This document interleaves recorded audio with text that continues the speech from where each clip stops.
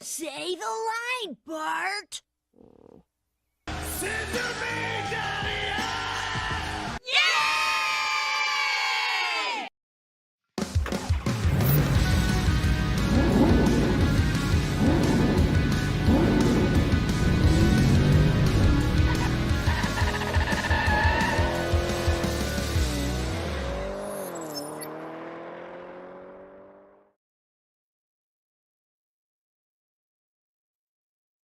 Ladies and gentlemen, it is time. It is back. It is not a mirage. It is not a dream. It's for real. This right here is a little show I like to call Speed Check, where we like to review wrestling shows that just happened and discuss them.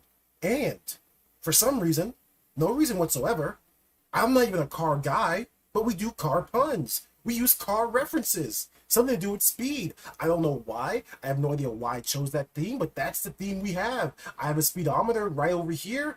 Enjoy that. I have a little flag over here. I got gears up here. I think gears are in cars. I don't know.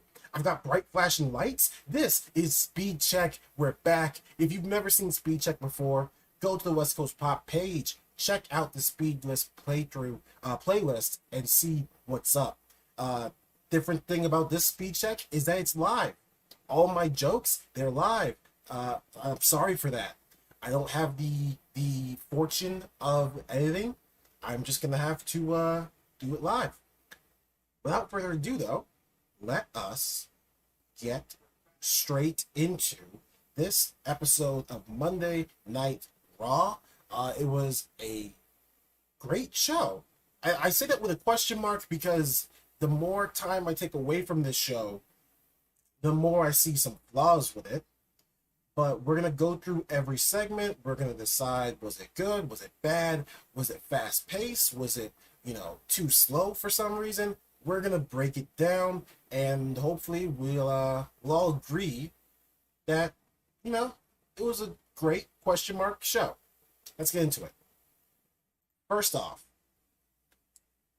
I've got in my notes that when this show started, the first thing I wrote was that the Bloodline opened the show. Apparently, I missed the first 5 minutes of the show, so we're going to kind of go back a second. The show opens up with D-Generation X.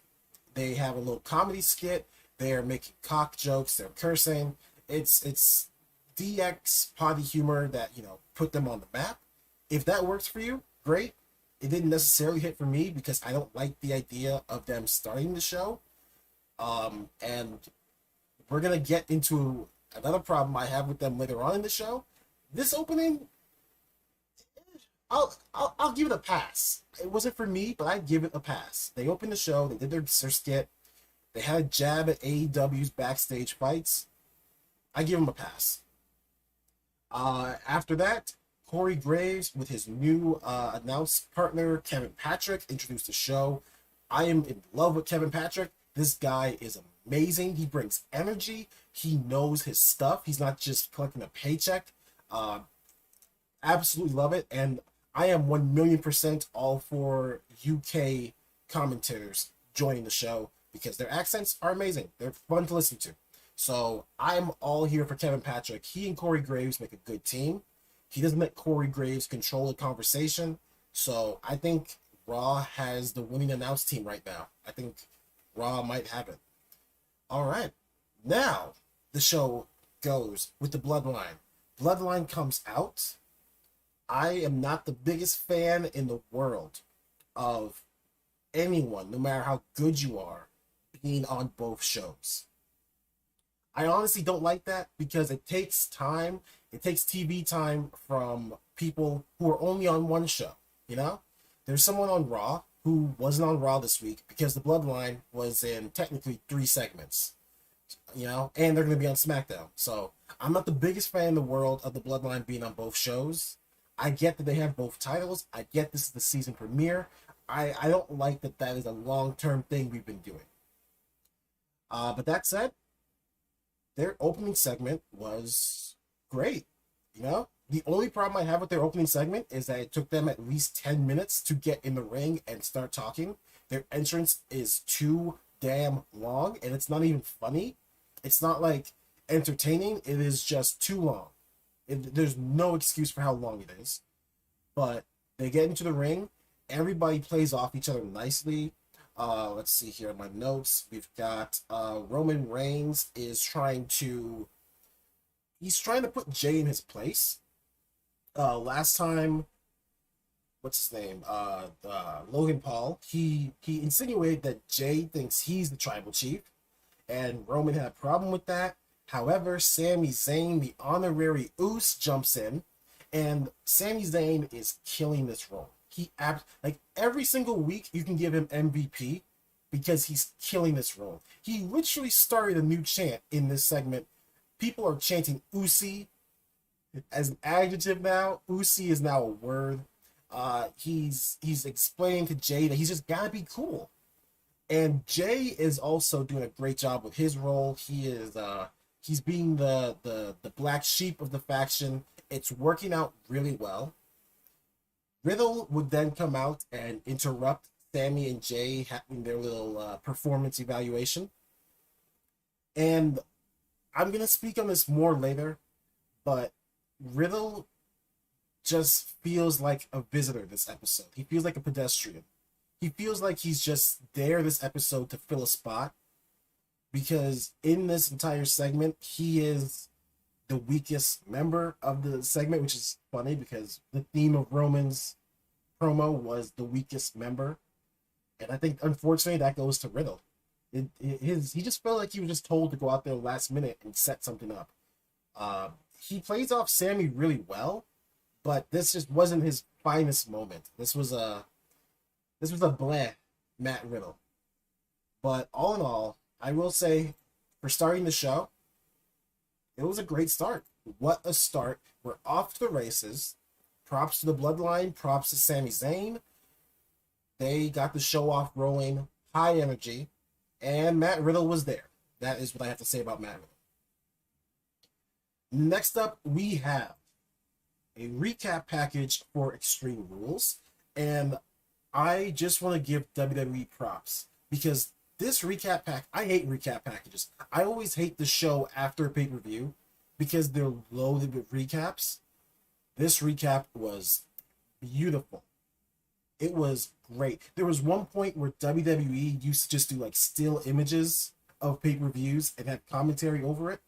Not here. They had a full-on video package that showed every key moment of Extreme Rules. I felt like I watched Extreme Rules in this video package. It was perfect.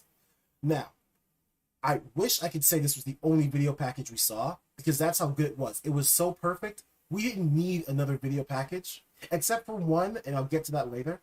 But unfortunately, I think throughout the entire night, we had one video package too many, and I will point out that video package when we get there. But great job to whoever's editing these packages. You're doing a great job. Keep it up.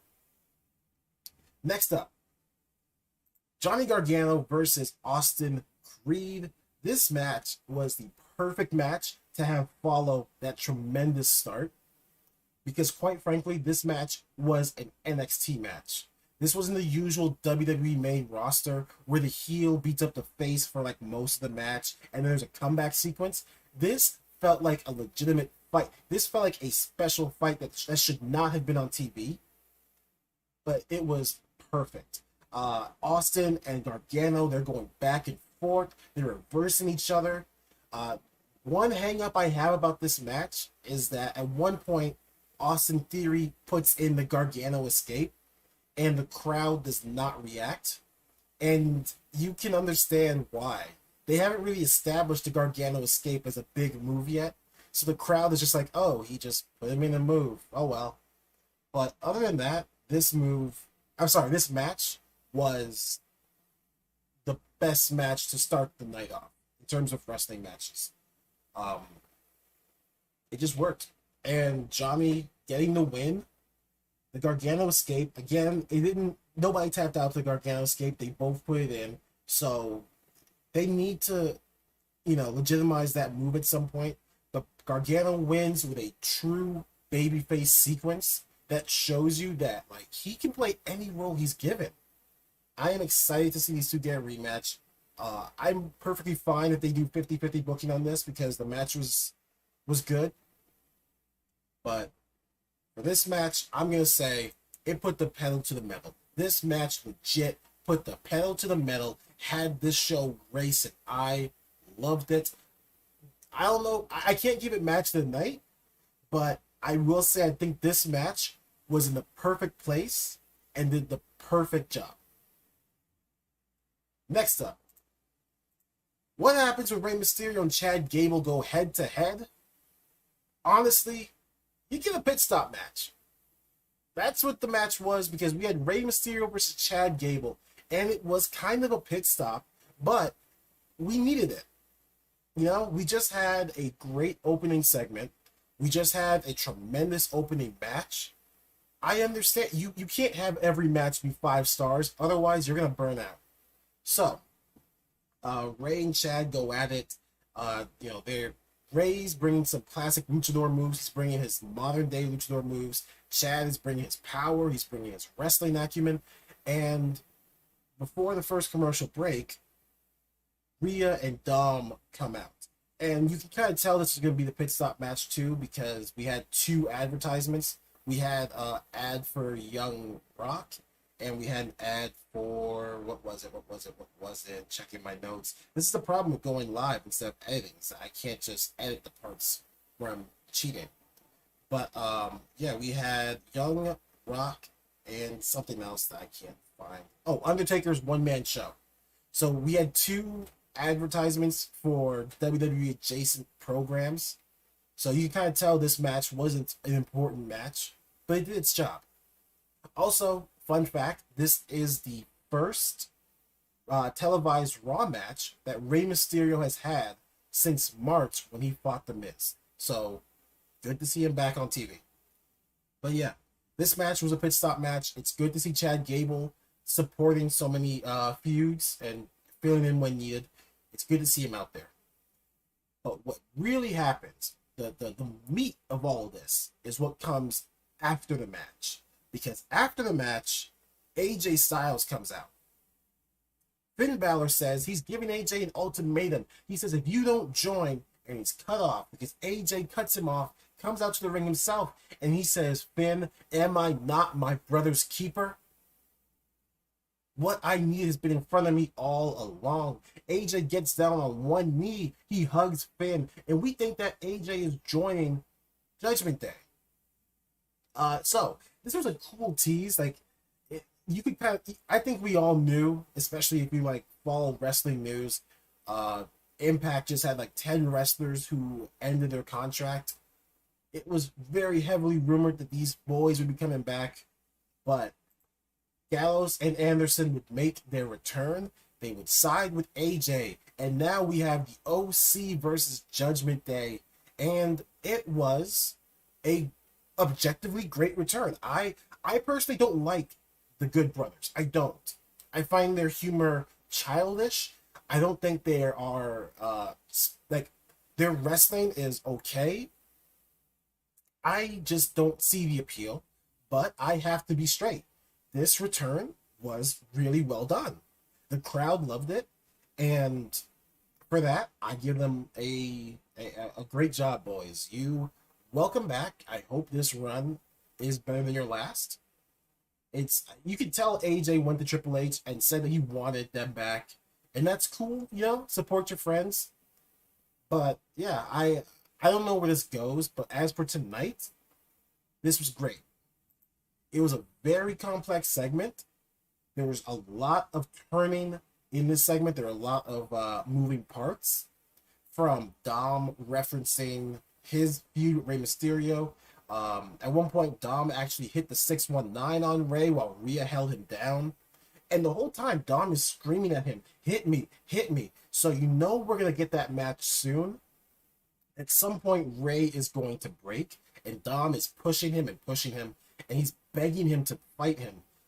So that match is coming real soon, and I'm hyped for it because I think this storyline needs to come to an end soon. And then we've got, Rhea basically dissing Beth Phoenix and Edge. making fun of the fact that she hit the concerto on Beth. We've got that part moving. And then, of course, the Finn and AJ stuff. There were a lot of moving parts in this segment. And I think one wrong turn and this segment derails completely. I don't know why I went with a train reference. This is the car show, apparently. But I think everything about this segment hit perfectly. So I have to give this segment an A, because they did it right. Honestly, I will say this. If it wasn't for one segment tonight that happens later, this would have been segment of the night. This would have been, the match was, like I said, a pit stop, but the segment, the post-match segment, was beautifully done, and it accomplished many things.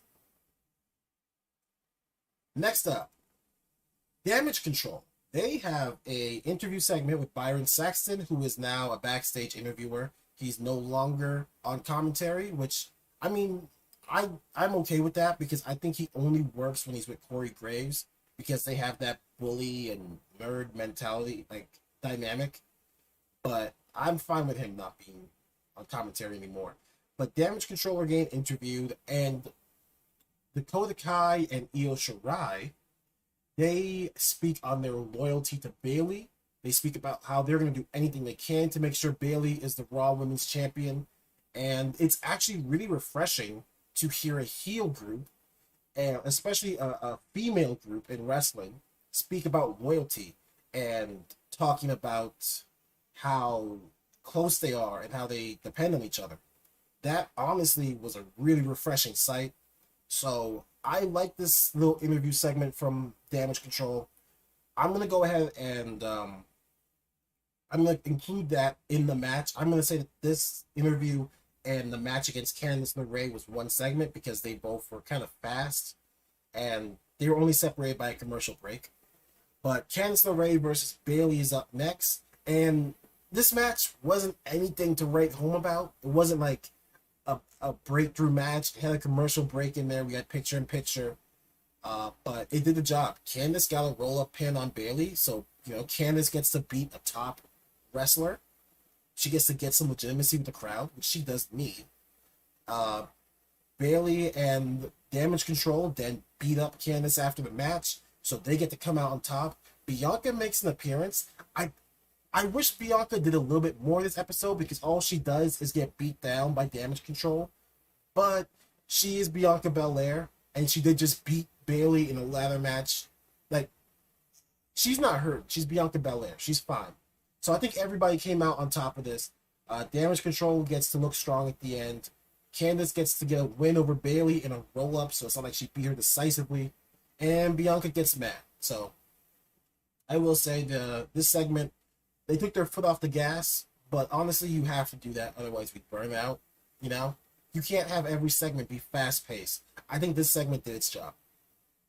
Shout out to Primetime in the chat. Thank you for joining me for this live recap of Raw, this live review. If you're watching this if you're watching this after it's gone live, leave a comment. What was your favorite segment? Let me know in the chat, Primetime, what was your favorite segment, as we go on to what might have been my least favorite segment of the night. Miz and Maurice, they celebrate Miz's birthday. This segment is my least favorite, and in my notes, I put that Bayley versus Candice would have been the weakest segment, if not for this. And the reason that I think the Miz segment fell flat is because, A, we've seen better Dexter Lumis segments. We've seen him do more. B, the reveal was very obvious. Like, it was very clear that Dexter was underneath that box. There was nothing creative about it. We all knew it was coming. C, they did a botch. I think Miz tried to kick Maurice into a cake. He missed or something, and Maurice missed the cake on her second attempt. It was weird, and for the whole segment was rushed. It wasn't a bad segment. It's just, it was probably Dexter Lumis's worst segment in his entire WWE career. So I think my expectations were a lot higher for this one. I thought Dexter Lumis would have me smiling in this one, but I think they just rushed them, and this segment didn't hit well for me. It didn't do the job. So that's why, for right now, it is my lowest rated segment of this episode. And then I'm actually gonna say that, keeping with the card theme, this segment had some engine trouble. It just didn't go. It just didn't hit like it was supposed to. It sputtered, you know.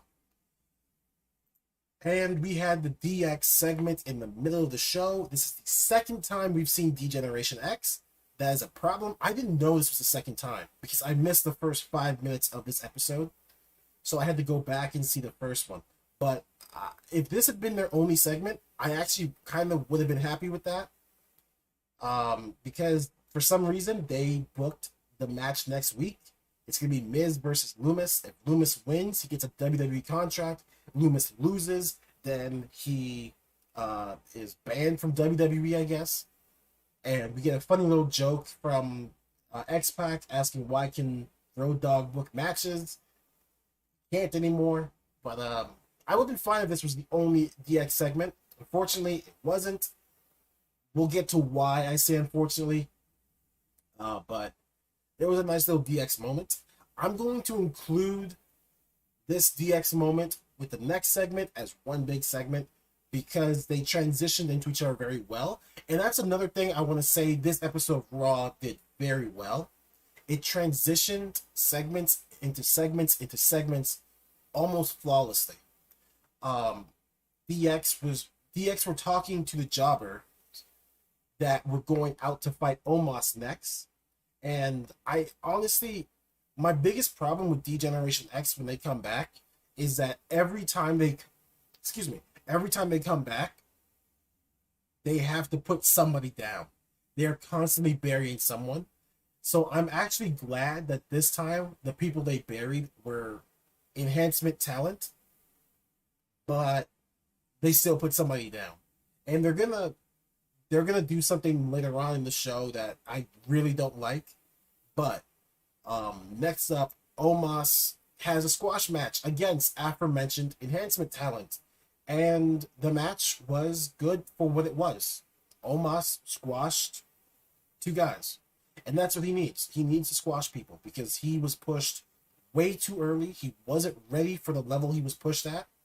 So I'm glad Triple H is taking his time and giving Omos time to get better. It was a great squash match. Omos did a good job. And quite frankly, it was a fast segment that did the job. Can't hate it. It did the job. Next up, we get a video recap of Wyatt returning at Extreme Rules. And at first, I was disappointed because I didn't want just a recap. I wanted Wyatt. I wanted to see him. But you know what? I get it. We shouldn't rush this. And this episode of Raw had so much in it that I think I'm willing to live with a recap for just this week. And this was the only other recap they should have had. Unfortunately, they had one recap too many. I forgot to mention it in the Judgment Day segment, but we basically rewatched the I Quit match. We didn't need that because the first recap package did such a brilliant job. We really did not need to see a second recap package, but I'm okay with this one for Bray because Bray was not in the first one.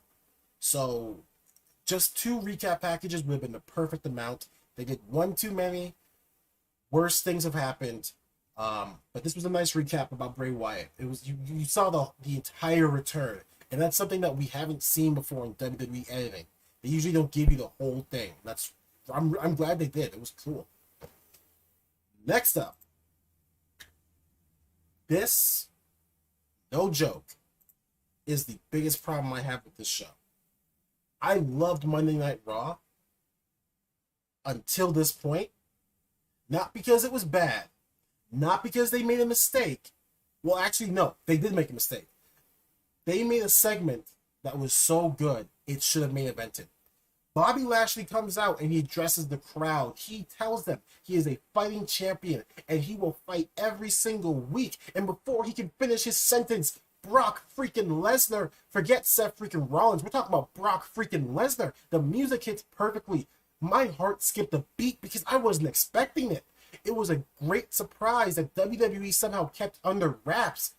Brock Lesnar comes out does a lap around the ring, takes off his cowboy hat, addresses the crowd in one sentence, addresses Bobby Lashley in one sentence, F5. German suplex, F5.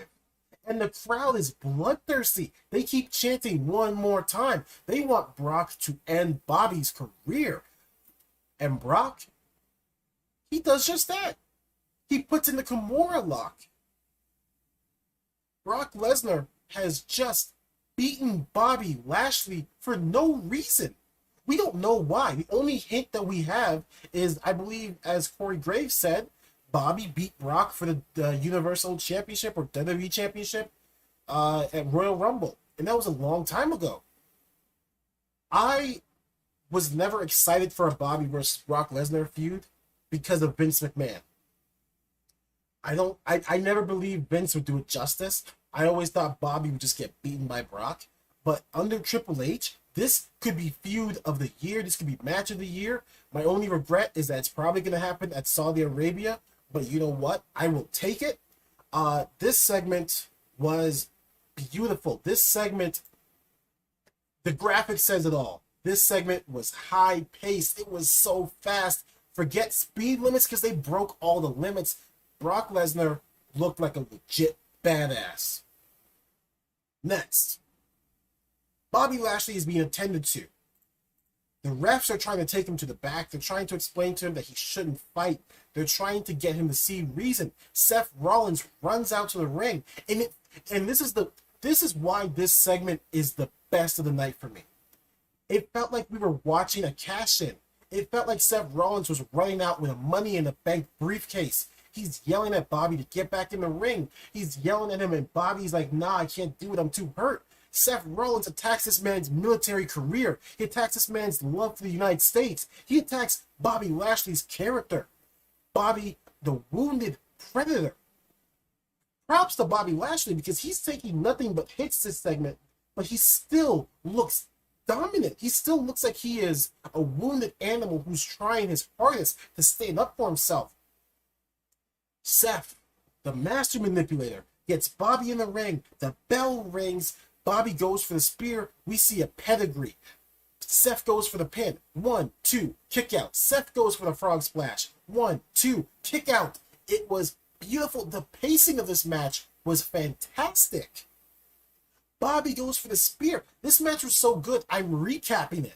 You want to see this match? Go. I'm willing to bet someone has uploaded the entire match on YouTube. It's that good and it's that fast. The whole thing felt like a cash-in. Seth Rollins with 2 curb stomps is your new United States champion. And you know what? This is the beauty about this moment, is that Seth Rollins honestly deserves this. Seth Rollins deserves every championship on the brand. I used to say I'm not the biggest Seth Rollins fan. I always feel like something was missing, but I have to admit this year, Seth Rollins has carried WWE. He's taken the most losses in out of anyone this year, and it doesn't feel like that. He's been in the biggest storylines. He was the go-to guy for Cody Rhodes. Seth Rollins deserves this championship, and I am excited to see what he does with it. This was a beautiful segment. This was a beautiful match, and it should have main evented. There is no reason why it should not have main evented. Now, we're going to get to the next 2 matches, next 2 segments, I guess, and we're going to come back to this segment. But I've got to say, this match broke the speed of sound. They were untouchable. It was beautiful. I can't speak highly of this match. I can't speak highly of this segment alone. Brock Lesnar, Bobby Lashley, Seth Rollins, they killed it tonight. They should hang their heads up high. Sorry. I was thinking about Bobby's cool cowboy hat. Next up, we're going to bring things down because this, honestly, if it wasn't for Dexter Lumis and Miz, this would have been the biggest disappointment of the night. Unfortunately, first of all, I have a problem with anyone being, again, on 2 shows.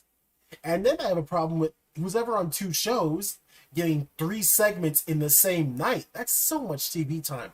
But the Bloodline did that. They had 3 segments the entire night. They opened the show. they had a midpoint segment, and then they have this match. That is 3 segments. You are hyping this match up, and this match was disappointing. I'm going to be honest with you. This graphic I put up, I don't know why I keep pointing the wrong way. This graphic I put up is too kind. I love Sami Zayn, and I like Matt Riddle, and they work well together. But the amount of buildup that they gave this match, this episode, it just didn't hit, you know? We had some tension between Sami and Jay. You know, Sami's yelling at Jay to stay away from him, stop interfering. Jay is trying, but Sami's yelling. And at one point, Jay is holding back Jimmy, allowing Riddle to beat on Sami. In the end, Riddle gets the win. But for all this buildup, it just didn't hit. And you know why it didn't hit? Because of the final segment. D-Generation X comes out one more time to end the show, and I hate that. I hate it. I hate that. Here's the thing. The DX segment was good. It was good. The crowd loved it. I'm not just going to say something. I think this was the best DX reunion that has happened in a long time. Usually when it happens, it's like DX light, and it just doesn't feel right. But with Triple H in charge, you could tell that they had more creative freedom to kind of be DX of old. And then when they were out in the ring, you could tell it wasn't just DX anymore. It was 4 titans of wrestling kind of laughing and having fun. And that's a cool thing. That's a cool segment. But it shouldn't have been the go-to. It should have been the end of the show segment. I said, not last episode because I missed it, but the episode before, I kind of have a problem with the idea that Triple H is the head booker now, and he's like, I'm going to book a DX reunion. I'm going to be on the show. I found that a little weird, but I was like, okay, whatever, let's do it. I find it very weird that DX had 3 segments tonight. They opened the show, midpoint of the show, and they closed the show. I think that was too much. And I really hated that as soon as Riddle and Zayn ended, DX came out. I said before, whenever DX reunites, they always bury someone. Actively, they buried the enhancement talent. Passively, they buried Zayn and Riddle. Because they didn't even give that match a chance to breathe. I didn't even see I didn't even see the Bloodline leave the ring. You know, like, I'm pretty sure they ducked and left so that DX could do their entrance. So, I really don't think that was the way to go. I think DX sent the crowd home happy. But to put it into perspective, if this were AEW, they wouldn't end the show like this. This would be after the show was over, DX would come out and send the crowd home happy. You know? I don't think DX was the right move. I think they should have swapped DX and Bobby and Seth and Brock. I think those 2 segments swapped, you've got a perfect show. I think the pacing is perfect then. Because quite frankly, DX ending the show, they could have ended better. It could have been a faster paced finish. You could have ended your show with a Money in the Bank like cash in. And that's always a great way to end the show. You could have given Seth the ending he deserved. I just think that was the biggest mistake of the night. DX ending the show. The segment was good, but I just don't like that they had. I think DX and the Bloodline had too much shine in this episode, and they interfered with each other because of it. So, as you just saw me in 3D, let us discuss as we wrap things up. It's been this is a 36-minute recap. Holy shoots, man. I mean, I guess that's what, you go back and check the old speed checks, that actually is pretty much what they would be, 36 minutes. But let's go ahead and let's give out some end of the show awards. This is something new for Speed Check. We didn't do this last time. Go check out the old Speed Check. I love Speed Check. That's why I brought it back. But let me know, What do you guys think? How does this compare to the old edited version? Now, first up, we've got the Golden Mushroom Award.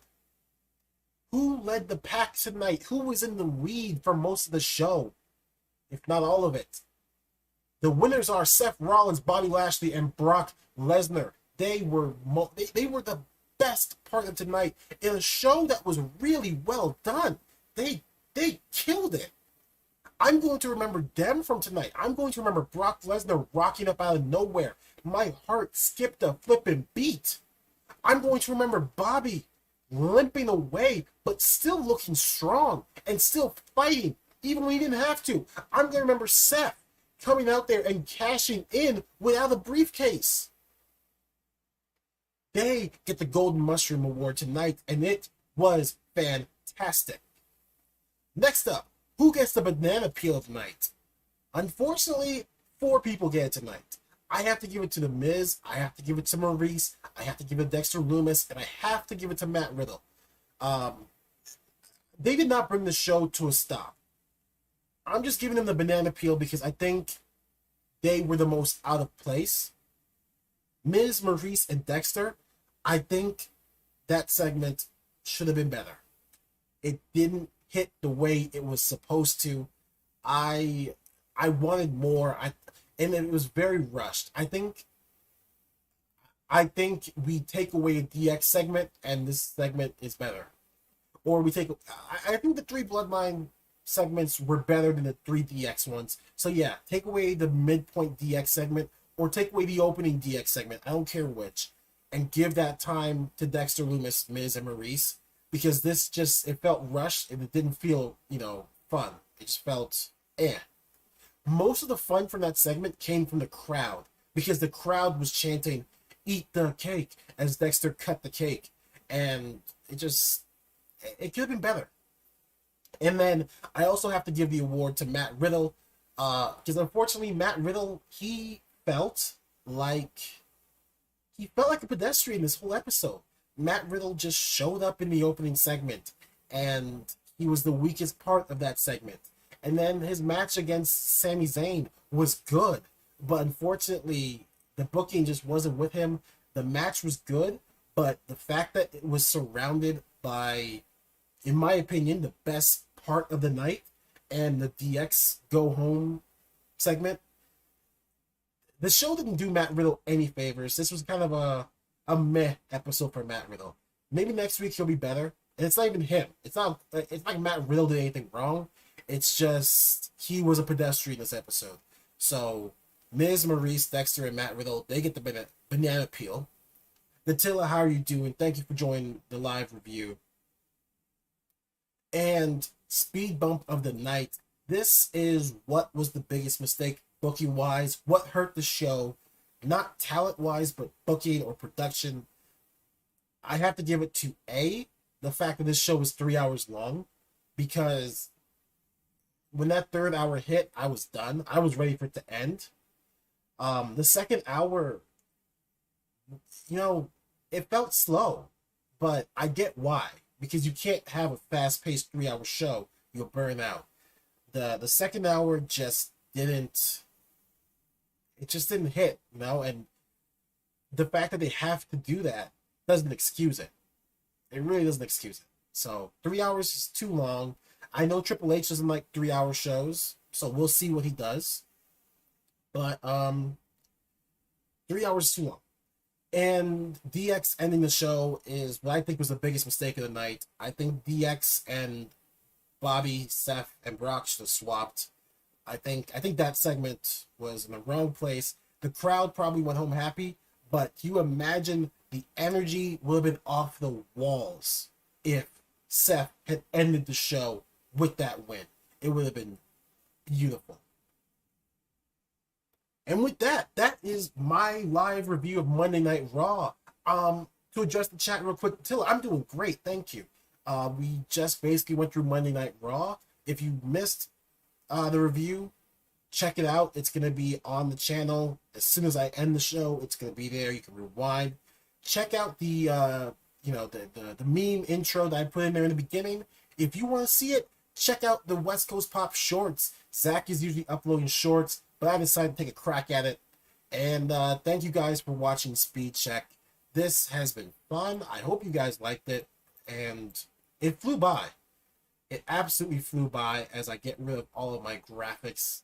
Could do this in a better way. But there's a speedometer again on this side. One day I'll remember which side it's on. But thank you for watching. Have yourselves a great night. I hope to do a Dynamite speed check.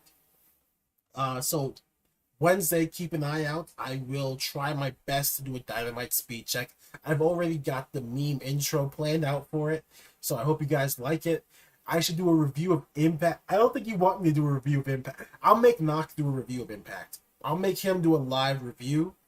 And actually, Tatilla, let me know, what did you think of Raw? Did you see who debuted this episode?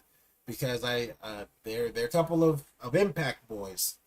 But if you're watching this after we've gone live, thank you for watching. Leave a comment. What was your favorite segment? What was your least favorite segment? And what are you looking forward to next week? Thank you for joining us. Have a great night. Stay safe out there. Be excellent. And remember, the speed limit exists, but it doesn't mean you have to follow it. Have a good one.